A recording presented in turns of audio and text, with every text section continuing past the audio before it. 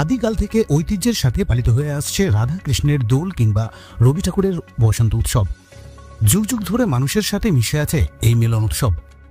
আর এই উৎসবে কচিকাচাদের মুখে হাসি ফোটাতে তাদের রং খেলার সরঞ্জাম উপহার দিলেন ব্যারাকপুরের ২ নম্বর ওয়ার্ডের পৌরপিতা ডক্টর সম্রাট তপাদার।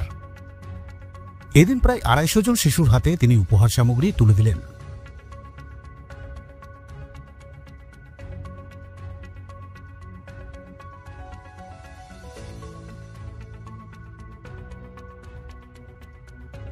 দেখুন, বসন্ত উৎসব আমরা ছোটোবেলার থেকে যারা এই উৎসবের সাথে জড়িত হয়েছি বা আমরা যারা রং খেলেছি তারা আমরা শিখেছি যে বসন্ত উৎসব মানে জাতি, ধর্ম, বর্ণ, ভাষা নির্বিশেষে মানুষকে আরেকটি মানুষ আপন করে নেওয়ার উৎসব।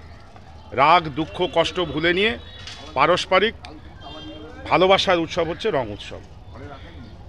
এই রং উৎসবে আমাদের অনেকেই আছে যারা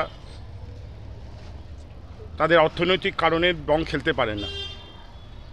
তো আমরা এবার প্রতি বছরের মতন আজকে আমরা আমাদের ২ নম্বর ওয়ার্ড কমিটির তরফ থেকে আমরা প্রায় ২৫০-এর ওপরে বাচ্চাদের হাতে আমরা আজকে রঙের বিভিন্ন সরঞ্জাম তুলে দিলাম।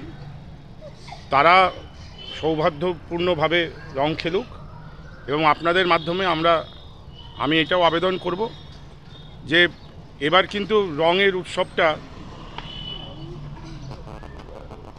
শুক্রবার দিন হচ্ছে এবং পবিত্র রমজান মাসও চলছে। তো নানা ভাষা, নানা মত, নানা পরিধান, বিবিধের মাঝে দেখো মিলন ও মহান, এই বার্তা যেন আমাদের সমাজে থাকে।